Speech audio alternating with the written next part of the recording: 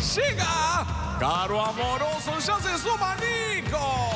Ya viene Nicolás Wiñas, que me gustó. Acá los muchachos empezaron el aplauso. Claro, cuando vienen los martes estoy un poquito más sola, pero ya viene Wiñas, que esto es Bella y Bestia, por supuesto. Hasta mañana, hasta entradita a la medianoche en toda la Argentina. Tenemos mucho para hablar, mucha actualidad, pero la verdad es que hoy es una noche especial. Hace mucho que la queremos tener a ella, a Marina Charpentier. Es una madre que habló por tantísimas que no han sido escuchadas y es una madre que puso sobre el tapete de la discusión pública un tabú. Cuando hablamos de temas o debates pendientes, tenemos que hablar en un lugar central del debate sobre la salud mental y sobre las políticas públicas en salud mental. Y esta es una mujer que ha tenido muchísimo coraje para hablar y que nos encanta tener con nosotros. Marina, bienvenida. Gracias por estar. Igualmente. Gracias. Bueno, un gusto estar acá. La primera pregunta es, ¿cómo estás? Ya enseguida nos vamos a meter en profundidad en la charla, pero ¿cómo estás? Bien, muy bien. Estoy bien, por suerte.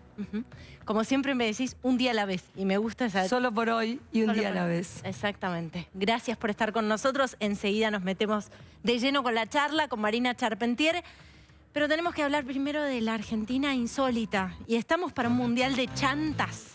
Pablo Grasso, ¿escuchaste el nombre? Intendente de la localidad de Río Gallegos. A ver, lo tenemos en foto al señor Grasso.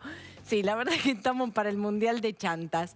Hay un spot del municipio de Río Gallegos que es desopilante, que parecería sacado de una parodia, de algo que no puedes creer, de una serie cómica, pero no lo es. Sortean un viaje al mundial con entradas, creo que hasta para los primeros 3 partidos pagas, justamente por sacarte, y acá hay que explicarles nuevamente a los funcionarios la diferencia entre Estado y gobierno, por sacarte fotos con funcionarios, pero en el spot hasta incluso te muestran cuáles son los funcionarios con los que es válido sacarte la foto para concursar y ganarte los pasajes y las entradas para ver a la selección argentina en el Mundial de Qatar 2022.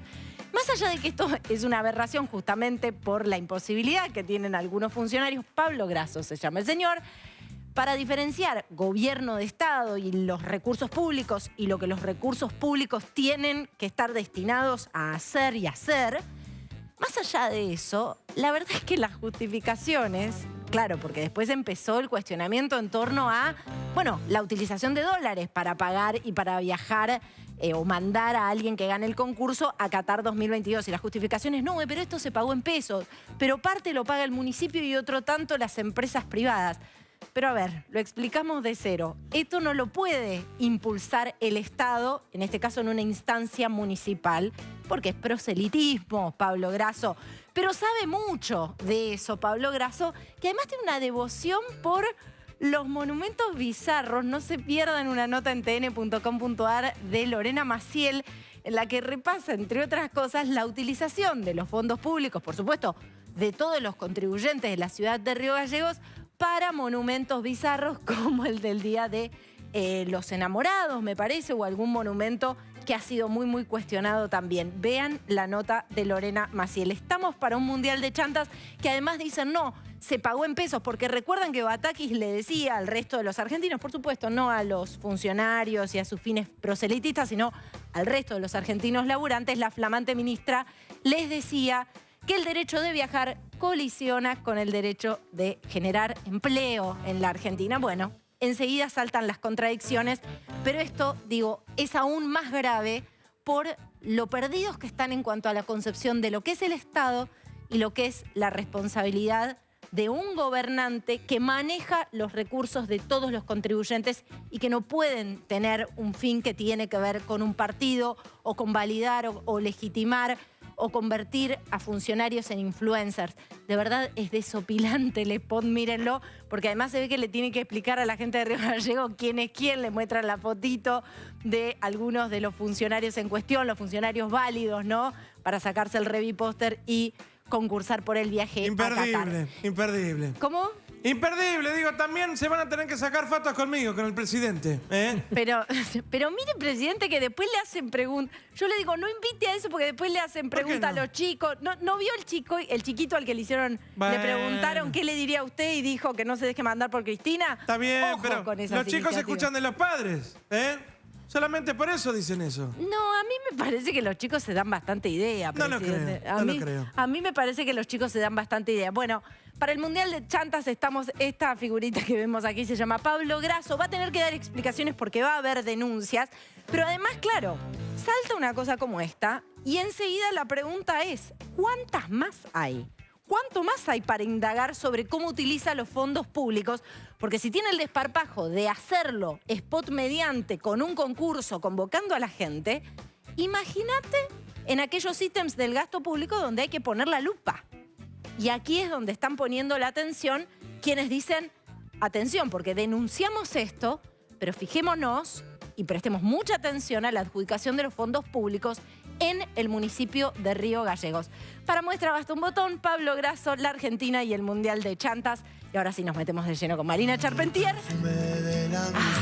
Amo esta canción, quiero que lo sepas. Yo también. A ver, Obsesionario, para mí, bueno, es un discazo. Y esta es una canción súper icónica. ¿Para vos de qué habla? Y yo tengo la historia, ¿no? Esa canción, mi hijo la compuso internado. Internado estuvo hace, no sé, 15 años, ponele, en una de sus internaciones, que estuvo casi 8 meses internado, y compuso todas las canciones internado, que es el inventario de las obsesiones, que es lo que se trabaja en adicción, porque parte de la enfermedad de la adicción es la obsesión. Entonces, todas las canciones tienen que ver, por eso esa canción Obsesionario es la que más representa ese disco, que tiene el duelo, que tiene otras canciones de todo el trabajo que él hacía mientras estaba internado, incluso cuando empezó a tener... Estaba internado y la directora de la institución lo acompañaba a grabar, grababa la canción un sábado y volvía a la internación. O sea que eso tiene para mí mucha historia, incluso... Hola, Nico. Se suma mágicamente. Incluso mirá que por ahí hay gente que ya esto lo sabe, ¿no? Pero él siempre dice que sus mejores discos los hizo estando limpio y esta es una muestra. Ese es un disco extraordinario que llega al alma si escuchás cada canción y estaba internado. Gracias por venir. No, de nada. Un ejemplo, ¿no? Muy interesante eso que decías, ¿no? ¿Y ahora cómo está Chano? Bien, está internado, está en una comunidad terapéutica y cerca de entrar en la etapa ambulatoria. Ah, qué bueno. Así que sí, bien, bien. Una internación más, difícil porque, no sé, hoy, bueno, estar internado para cualquier persona es horrible, la verdad que no es lindo. Pero pensar que una persona hoy, en aquí ahora, esté 2 meses, ya lleva más de 2 meses, sin ver televisión, sin escuchar la radio, sin ver una red social, sin mirar un teléfono. Imagínatelo, ¿podrías soportarlo? No, una abstinencia imposible, ¿sí? Tremendo, ¿no? Entonces, cada día se hace más difícil por esto también, ¿no? ¿Cómo haces para desconectar del mundo entero? Difícil. Mira, yo escucho esta canción, a mí me dice un montón de cosas. Recién hablábamos con Marina y me interesa hablarlo con vos porque me parece que tenés una mirada sobre las adicciones y sobre la salud mental que tiene que ver con alguien que ha estado de los 2 lados de ese escritorio, ¿no? Sí. Trabajaste con personas que Sí. sufrían por adicciones y te tocó ser mamá acompañando a un hijo, ¿no? Sí. Es una posición subjetiva muy distinta. Yo escucho la música de Chano y como a mí, a muchísimas personas nos tocó porque hablaba de lo que nos pasó y nos pasa un montón de veces. Sí. Mi casa es un desastre, mi vida un poco más, y de verdad, y sobre ese sufrimiento descarnado. Y me parece que muchas veces tenemos muy mal trazado ese puente de empatía con las personas que sufren adicciones, porque quizás son personas que ese sufrimiento que sentimos muchos, lo tramitan o no encuentran las herramientas para tramitarlo de una mejor manera, ¿no? Sí, yo creo que, de hecho, por ahí si escuchás muchas canciones, bueno, las de Tambiónica, escritas por Chano, y después la obra de mis 2 hijos de Bambi también, Bambi, que es genial. Sí. que los 2 escriben sobre las vivencias de tanto de la adicción como el acompañamiento de la adicción, lo que sufre la familia, un hermano. Sí, yo conozco los dos lados del mostrador, yo creo que no es casual eso. De hecho, yo empecé a trabajar en la primer comunidad terapéutica a los 27 años y mis hijos tenían en ese momento, no sé, 4 y 7, ponele. Y yo elegí ese trabajo y después de trabajar en el programa Andrés, que fue la primera comunidad terapéutica, y de capacitarme ahí, dije, yo voy a estudiar una carrera para poder especializarme en adicciones y dirigir una comunidad terapéutica. Cuando tenía 27 años y no tenía la menor idea de que iba a tener que atravesar la enfermedad de la adicción como madre, como familiar de un adicto, ¿no? O sea que tal vez por algo me interpelaba no sé, como una intuición o como algo... Destino. Un destino o algo así que también te da la pauta de que seas quien seas, sepas lo que sepas, seas médico, psiquiatra, psicólogo, cualquiera puede tener un familiar adicto o cualquiera puede ser adicto. Incluso un psiquiatra, un psicólogo, un médico. O sea, es una enfermedad que te toca y no tiene nada que ver lo que sepas o dejes de saber, ¿no? Las sustancias legales también, ¿no? Bueno, sí. Si querés hablar de eso, bueno, el alcohol y la marihuana no es legal, pero están tratando de que lo sea, ¿no? Hoy no sé si vieron, hay una nota en Infobae de Oregon, creo que es, que hace 2 años despenalizaron el consumo y están ahora, se dieron cuenta que el aumento del consumo fue exponencial, el aumento de las muertes, la sobredosis, el 30% de aumento en la sobredosis por la despenalización. O sea, es un tema tan delicado. Muy delicado. Tan delicado y mundial, además, ¿no? Que, bueno, por supuesto que yo estoy en contra de la legalización de cualquier sustancia, ¿no? Marina, hablábamos, obviamente no estuvo previsto, nosotros hace meses que la queremos tener a Marina aquí, siempre nos interesa mucho saber cómo estás. Hemos hablado más allá del hacer periodístico y de... Sí. Pero llévanos a lo que pasaba en tu vida y en la vida de tu familia hace un año atrás. Porque algo pasó que era un hecho de público conocimiento, ¿no? Aquel incidente en la casa de Capilla. La verdad es que cuando pactamos esta entrevista, que la fuimos postergando un montón de veces, y yo dije el martes, nunca me di cuenta que era 26. O sea, hoy hace un año pasó lo que Hoy pasó. hace un año que mi hijo volvió a nacer, ¿no? Y que casi muere y volvió a nacer. Y mirá lo que es la protección de la mente y del corazón, que yo hoy todo el día pensé que era 25. Y empecé, y me di cuenta que era 26 cuando empecé a ver que toda la gente me escribía y me pedían notas o vi la promo de ustedes y dije, es 26. Y dije, no quiero pensar, no quiero volver ahí, no quiero... no sé si terminé de darme cuenta de eso. Es tan, pero tan doloroso lo que viví, tan dramático, porque no porque yo sea distinta que nadie, ¿no? Sino que Porque sos atravesar... igual que todos. ¿Qué? Porque sos igual que todos. Sí, pero atravesar una circunstancia donde vos tenés un hijo a 1 metro y ves a un policía dispararle y verlo caer, yo siempre digo que no recuerdo haberlo visto ni en una serie, ni en una película, y yo estar mirando eso y sentir, no sé, no podés ni sentir, te morís en ese momento, ¿no? Oye, Eso es como que no me puedo ni meter ahí porque esa pesadilla que empezó en ese momento, bueno, siempre es complejo cuando un hijo está consumiendo, ¿no? Pero eso que pasó toda esa noche y todo lo que vino después, toda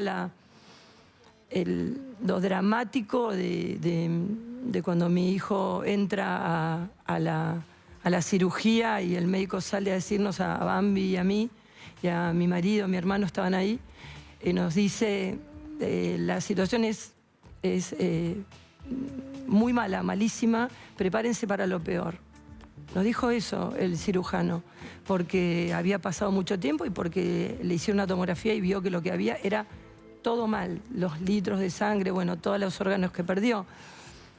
Y yo digo, hoy lo pienso y digo, ¿cómo soporté ese momento y ver a mi otro hijo caerse, quebrarse con ese dolor y yo sentir el propio, el de él? No, es una pesadilla que me parece que no me pasó a mí, que le pasó a otro, no la puedo soportar. O sea, a veces viene a mi cabeza y la echo de mi cabeza porque pues, si me llega al corazón, me atraviesa, me destroza. Y además pues, estaba viendo obviamente el otro trauma. El trauma de la adicción y de golpe ese balazo en la noche. Que sí, para los que tenemos hijos es impensable poder imaginar esa escena, ¿no? Sí, porque cuando vos, la contradicción de decir, yo quería ayudarlo, yo estaba pidiendo ayuda, yo quería salvarle la vida, porque mi miedo era que se muriera consumiendo, que tuviera una ACV, que convulsionara, como había ya pasado. Entonces vos decís, yo quise salvarle la vida y casi se genera la muerte, porque, mira, el tiempo me hizo, yo siempre, hace muchísimos años que hago terapia, 30 y pico, y siempre preguntándome por qué y por qué tantas cosas, ¿no? Como el psicoanálisis. Y hace algún tiempo empecé a decir, ¿para qué? ¿Para qué todo, no? ¿Para qué? ¿Y para qué pasó eso? Porque si yo no le encuentro un sentido a eso que vivimos, necesito encontrarle un sentido, ¿no? Mi hijo está vivo porque evidentemente había algo que le faltaba decir. Antes que vos me decías lo de las canciones, yo creo que una de las salidas, el escape de una persona que atraviesa la adicción es el arte. El arte es sanador y muchas veces el dolor se transmite a través del arte, ¿no? Y mi hijo es una muestra, mis dos hijos, pero Chano es una muestra de su dolor en todas sus canciones y toda su obra. Y ese para qué, que empecé a preguntarme por qué ocurrió esto y para qué, tuvo un sentido.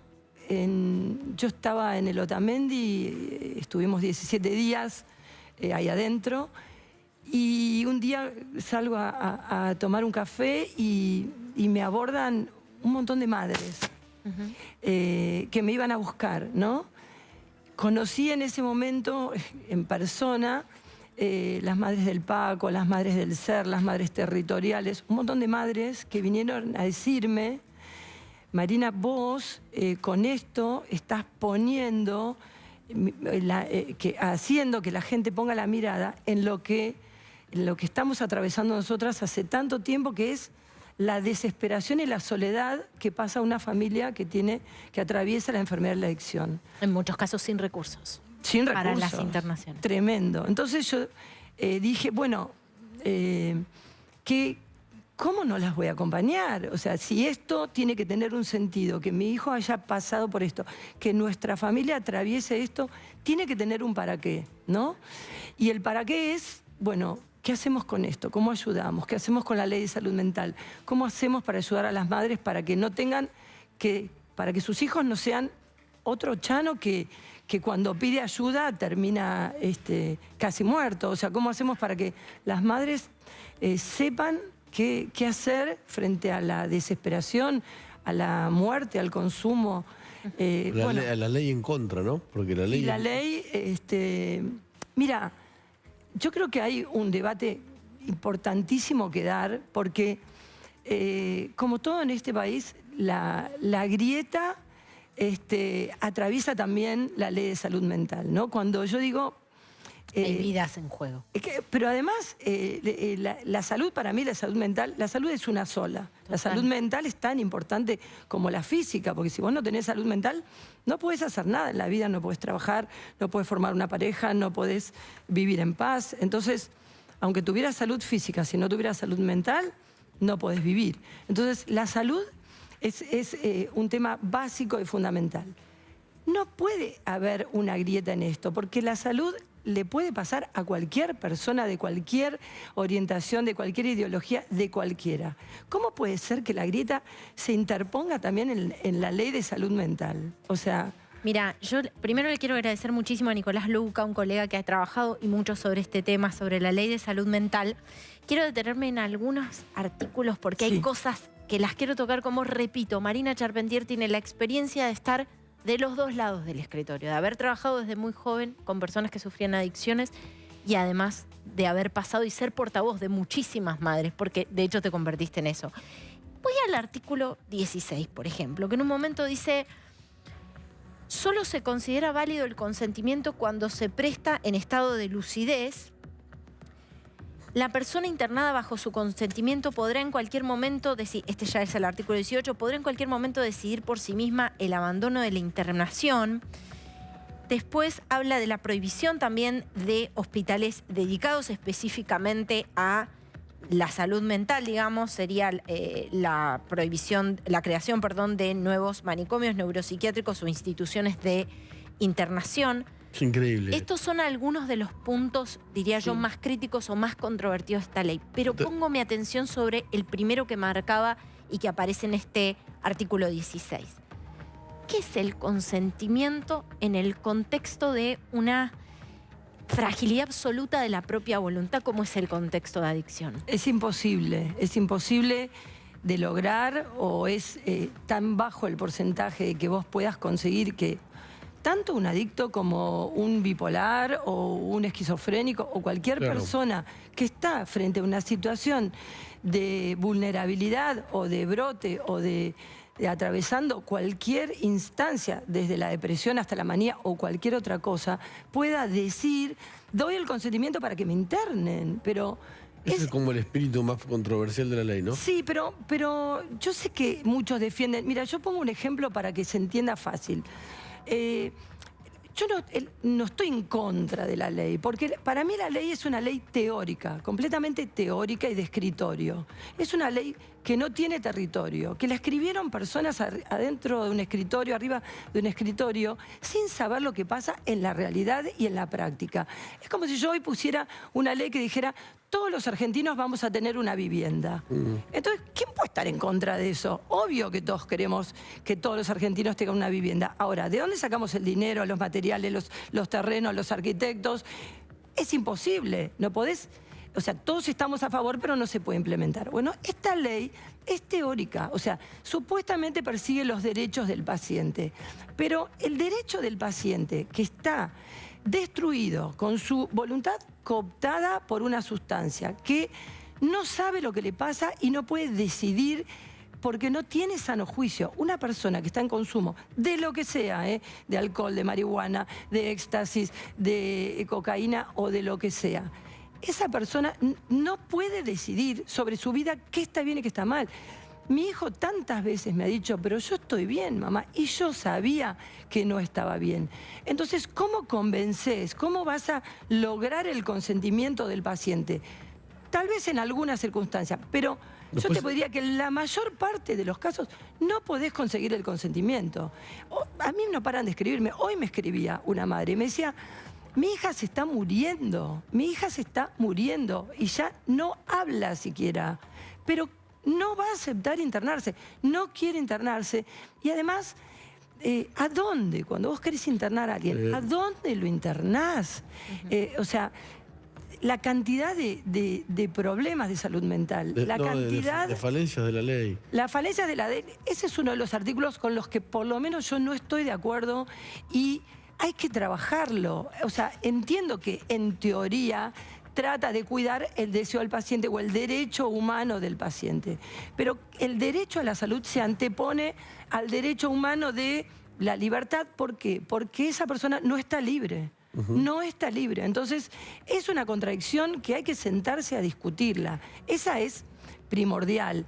Y además, si sos una madre que está en el conurbano, o en Salta, o en Jujuy, o en Formosa, y lejos de cualquier centro urbano, ¿A dónde va? ¿A quién le pide? ¿De dónde saca a un psiquiatra que le firme que esa persona tiene riesgo cierto e inminente? Sí. ¿Qué es? Eso es tan teórico, que solo, casi te diría, muchas veces solo una madre puede decir si su hijo tiene riesgo cierto e inminente. Un padre, perdón, también.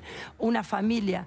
Sí, y cuando ya está ese riesgo puede llegar a ser muy tarde, como en el episodio que un año atrás vivías vos. O un psiquiatra, pero un psiquiatra que le haga seguimiento al paciente. ¿Y qué persona tiene un psiquiatra si no es pagándolo? Entonces, es muy difícil. Yo no es que digo, bueno, esta ley no sirve para nada. No, sentémonos a discutir determinados artículos. Como, por ejemplo, yo creo que esta es una ley de reducción de costos. O sea, la ley dice que el 10% de la salud mental se debe, o sea, el presupuesto del 100% del presupuesto de salud, el 10% se debe aplicar a la salud mental. Que ya me parece poco, realmente, teniendo en cuenta que estamos en una post-pandemia de salud mental mundial. Entonces, el 10% me parece poco, pero del 10% se ejecuta el 1,4%. También. No, es hay una locura. Hay una ineficacia, ¿no?, en varias variables. Ahora seguimos hablando de la ley. Te dejo plantear una pregunta y ya vamos a un corte. ¿Por qué siempre las madres? Vos recién decías los padres también. Pero no, las madres son, ¿no? Sí. Las madres del dolor, las madres del Paco, las madres de Plaza de Mayo. Sí. ¿Pero lo respondés después del corte? Sí, Pues cómo en no. la pausa, una madre contra todo, Marina Charpentier. Ay, sí, subime esta canción que la amo. Hacemos una pausa, ya venimos, dale. Cuando te vas, después de libertad, mi casa es un desastre, mi vida un poco... Bueno, podemos hacer un programa completo de música de tambor. Estaba pensando y moviéndose con la música del hijo. Había quedado esta pregunta que te hacía yo. ¿Por qué las madres? En la Argentina, las madres siempre terminan dando una pelea crucial, ¿no? Las madres del Paco, las madres del dolor, las madres de Plaza de Mayo. ¿Sabés qué? Hay algunos padres que se enojan y me dicen, ¿por qué vos siempre hablas de las madres y no de los padres? Yo te puedo decir, no sé, ¿será que por ahí la diferencia es haberlos tenido en la panza? Es una conexión y que no sé por qué ocurre, pero es como que hay una intuición, hay una intuición de siempre estar conectado con lo que le pasa al hijo, que por ahí el hombre no tiene tan algunos sí, ¿no?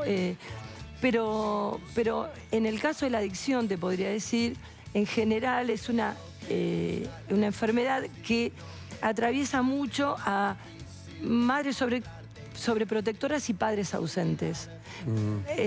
Ausentes físicamente o no, ¿no? Sí. Porque en realidad, como la adicción es una enfermedad también de límites, de falta de límites, y los límites en general, la ley del padre, los pone el padre. Entonces, la ley del padre. Entonces, cuando las madres están solas, cuando por X circunstancias no hay padre y nadie encarna esa ley, se produce ese quiebre, ¿no? de la falta del límite. La madre sobreprotege, intenta cubrir ambos roles y no hay que cubrir los dos roles. El rol de uno es uno y el rol del otro es otro. Si vos ocupás un rol que no te pertenece, eso ya empieza a ser disfuncional. Y esto es bastante común en la enfermedad de la adicción. Vos desarrollaste, creo que tenés, pero además creo que se te agudizó con esto que te ha tocado pasar, una enorme capacidad de observación, ¿no? Vos hablabas de que ya en la pandemia te dabas cuenta de que eso podía hacer mella en la salud mental de Chano, en su estado, digamos, como en la de todos. ¿Cuándo te diste cuenta que esto había empezado a ser un problema en la vida de él? ¿A qué edad y a partir de qué indicios? En realidad, él siempre fue un niño diferente, pero por su sensibilidad y por su manera de encarar la vida, ¿no? Siempre, qué sé yo, A los 9 años ya quería invitar a almorzar a la chica cuando salía de comer en el colegio y ya quería invitar a una chica y pagarle el almuerzo porque era algo de él, ¿no? O sea, cuando empezaban se iba a bailar a las 6 de la tarde, que los boliches hacían esto para chicos, él agarraba su ropa y empezaba y cortaba las remeras, hacía cosas raras, o sea, siempre fue como que vos vislumbrabas que algo ahí había de necesidad de manifestar algo diferente, ¿no? Pero bueno, yo a los 20 años encontré un cigarrillo de marihuana y casi me muero. No lo podía creer, dije no, porque además sabía lo que implicaba y sabía lo que se venía. Y desde ese momento hasta el día de hoy, mi hijo nunca dejó de estar en tratamiento. O sea, un adicto tiene que atender su enfermedad como una persona que tiene, qué sé yo, que es diabético o cualquier otra cosa. A veces con más frecuencia y otras con menos. Lo que pasa es que si la enfermedad te sigue viniendo o seguís complicado, cada vez cuanto más grande sos, más difícil es, porque cada recaída es mayor consumo, mayor deterioro y más difícil levantarse. O sea, vos me decís, ¿por qué si yo me daba cuenta? Yo nunca dejé de darme cuenta. Hay miles de cosas que no se saben, otras situaciones que hemos vivido y que han quedado en silencio, o sea, que no se ha sabido porque lo hemos protegido, pero no es la primera vez que yo voy en una ambulancia con mi hijo. O sea, yo sé que ha estado en muchos momentos complicados. Lo que pasa es que la pandemia, sobre todo para los músicos, para personas que vivían solas. Él vivía solo en Capilla del Señor, en el medio del campo. Yo estaba cerca, pero la verdad es que, como decía Bambi el otro día que estuvo en un programa, él decía, los músicos no sabíamos qué iba a ser de nuestra vida. O sea, Bambi tiene una mujer y un hijo. Y si vos no salís a tocar, no mostrás tu obra, ¿cómo haces? O sea, él dijo, yo me quedé sin voz. Y Chano también. O sea, ¿qué hace un músico que está encerrado en su casa? Creás y a quién se lo mostrás. Y además, lo único de lo que se hablaba era del COVID. Y lógicamente, ¿no? Ahora, yo creo que no se tiene todavía la real conciencia de lo que nos dejó la pospandemia del COVID, nos dejó la pandemia de la salud mental. Y con esta ley. Mira, la diputada Fein, que es la presidenta de la Comisión de Salud Mental, tiene en su escritorio un montón de proyectos, porque Marcela Campagnoli y la gente del PRO y María Eugenia Vidal y otros tantos de otros partidos también han presentado un montón de proyectos que son para modificar determinados artículos. ¿Por qué no se trata la ley? ¿Por qué? Si esto de verdad es lo que se viene, la cantidad de personas que están con depresión, la pospandemia, la cantidad de duelos no hechos que están empezando a aflorar, el aumento del consumo de psicofármacos en la Argentina es tremendo. Esto es salud mental. ¿Qué esperamos para hablar de esto? No me entra en la cabeza, o sea, ¿por qué? O sea, yo pregunto siempre por qué y para qué. ¿Por qué no se quiere hablar de esto? ¿Es para no gastar dinero? ¿Es porque estamos tan mal que la urgencia es la pobreza? Yo me hago este planteo. Cada uno en su vida tiene una problemática distinta que le atraviesa, sin duda, de salud, de seguridad, de inseguridad, de dinero, de trabajo, de lo que sea. Si cada uno de nosotros, en nuestro pequeño universo, empezamos y decimos, yo voy a luchar por esto mío, sea así de chiquito que tengas un problema en tu edificio y que te metas en el consorcio y participes y digas, bueno, a ver, dejo de quejarme y empiezo a cambiar esto. Y otras personas como, no sé, Esteban Bullrich, que lo amo, que tiene ELA, y que dijo, ¿qué hago con esto? Hizo una fundación y está tratando de ayudar a la gente que tiene ELA.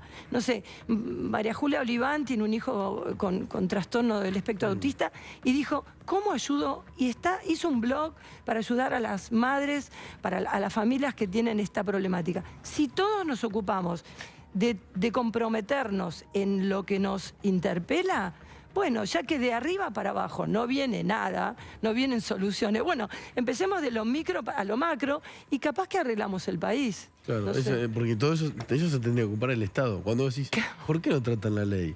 La verdad que es asombroso.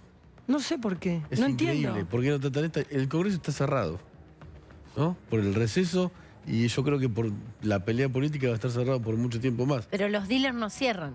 No, no. Y además Y la está- angustia tampoco La- cierra. la- O sea, Al revés, atiende ¿no? los La- 365 La días. diputada Fein fue intendente de Rosario. O sea, ella sabe lo que está pasando. Y en el interior del país es tremendo, porque además yo digo, hay muchas cosas que la gente estigmatiza y dice, bueno, ella tiene este problema, bueno, su hijo es adicto. No. Cuando ya hablamos de salud mental, hablamos de todo, hablamos de depresión, hablamos de chicos con enfermedades, hablamos de lo que está pasando. Y además una con- cosa puede llevar a la otra. Además, un pero- cuadro de salud mental puede llevar al otro. La adicción a las redes sociales que hay ahora, los chicos a los videojuegos. Ya hay comunidades terapéuticas en distintas partes del mundo para internar chicos adictos a videojuegos. O sea, algo estamos haciendo mal. Todos nosotros empezamos a preguntarnos qué estamos haciendo y si es lógico que invirtamos el 1,4% en la salud mental cuando es un drama. Ni hablar de la gente mayor también, de Alzheimer y de tantas, que son todas problemáticas de salud mental que hace una persona. Yo acabo de perder a mi mamá que tuvo 20 años Alzheimer. Vos no sabés lo que es tener que tener, me imagino, una persona pobre, una persona con carencias, con problemas económicos, que tiene a su madre o a su padre con Alzheimer en su casa. ¿Quién lo ayuda? ¿Cómo hace para vivir ese drama? O sea, todo eso es salud mental. Es Yo una tengo Argentina que muchas ideas desampara. para esto, se me ocurren, pero bueno, no sé, me cuesta entender el porqué, ¿no? Te digo un simple ejemplo. Me cuesta entender por qué no tenemos en todos los hospitales del país o las salitas un espacio, un escritorio, una oficina que tenga un lugar que se pueda hacer un grupo diario, que solo se necesita, no sé, un médico o un psiquiatra, un trabajador social o un psicólogo, y que todas las familias sepan que hay un espacio abierto, no sé, todos los días a las 6 de la tarde, en todo el país, que se promocione esto, que se divulgue y que sepan que pueden ir a pedir ayuda. Es que ya debería ser así. Es que no es tan difícil, los espacios los tenemos, los profesionales, psiquiatras están. los psiquiatras están, los médicos están, los trabajadores sociales están. ¿Por qué no hacemos esto? ¿Por qué no le llevamos incluso a ese grupo y le decimos a las personas, miren, los lunes va a haber un abogado además, para que te puedas sentar y decirle, ¿qué hago con esto? ¿Cómo interno a mi hijo? ¿En qué me ayuda la ley? ¿Cómo puede ser que eso no se pueda implementar? Algo pasa. ¿Por Ahora, qué? No lo entiendo. A mí hay algo que me intriga y tiene que ver con vos, Marina. Sí. Tiene que ver con de dónde sacás la fuerza, porque te escuchamos acá y hablas de ideas, te pones propositiva, encontraste un para qué y es sumamente admirable y uno se pregunta de dónde sale toda esa fuerza. No tengo ni idea. O sea, la verdad que soy más fuerte de lo que yo creía. Creo que todavía soy joven y creo que este país es un país increíble, maravilloso, de gente, pero muy talentosa. Y que lo que falta es que todos nos comprometamos con algo para salir. Y la fuerza que me impulsa es las madres que todos los días me escriben y me dicen, ayúdame Marina, ¿qué hago con esto? Y yo les digo, bueno, no sé, andá a Naranón. No tengo que decirles, porque ahora me van a salir a decir, no, pero hay esto, existe este recurso. Nadie te puede decir nada. No, ya no, me empiezo a enojar. Si alguien te- Andá a buscar en el fondo de la Argentina profunda, a ver qué puede hacer una madre que está con su hijo en cualquier situación, ya sea de consumo o de depresión, de lo que sea. ¿A quién le ayuda esa mamá? Eso es lo que me da fuerza. ¿Cómo ayudamos? ¿Cómo entre todos hacemos para que este país, para que nuestros jóvenes, los chicos que, si puedo, no está bien dar consejos, pero si puedo No. decirle algo a los padres, vos me decís desde mí. Yo sin duda cometí 8.000 errores. Fui madre a los 21 años por elección, mis hijos fueron todos muy deseados, pero no tenía ni idea de lo que hacía. Crecí junto con mis hijos. Con la última ya sabía mejor, tenía 34, ya sabía mejor qué hacer, ¿no? Pero les digo a los padres, si pueden esto que es muy importante. Pongan límites sin miedo. Si tu hijo se va a frustrar, si le vas a poner un límite que lo va a frustrar, lo tenés en tu casa para contenerlo, para apoyarlo y para acompañarlo. Si tiene que repetir de grado, que repita de grado, que se haga responsable de las consecuencias de sus actos. Tal vez yo eso no lo supe hacer. Tal vez puse 80 profesoras particulares para que mi hijo pase de grado. ¿Y qué pasaba si repetía? Bueno, tal vez hay que poner límites, tal vez no hay que salir a comprar mapas el domingo a la noche, tal vez no hay que ayudar o hacer los deberes por un hijo. Hay que empezar a poner límites, hay que decir en mi casa no se toma alcohol, en mi casa no vas a fumar, en mi casa no se hacen previas. ¿Por qué? Porque no, porque es mi casa y las reglas las pongo yo. Y hablar, observar a los hijos, observarlos mucho. Creo que no tenemos tiempo para mirarlos, no tenemos tiempo. Vivimos en una locura de laburo, de salir, de que no nos ponemos a pensar y que se va tan rápido la infancia de nuestros hijos, se va volando, se pasa volando. Pongamos límites, es difícil, a mí me costó muchísimo, pero se puede. Hoy repasábamos un poco esa seguidilla de lunas en el año 2012, en su momento a mí me tocó cubrirlo, yo trabajaba en La Nación y me acuerdo que la habían repegado. Sí. O sea, también cuando la pegó con todo, ¿no? Incluso... Sí. Se llamaba piberío biónico a toda la tribu, que sigue estando, ¿no? La tribu un poquito más grande, ¿no? Ya más añosa, como todos.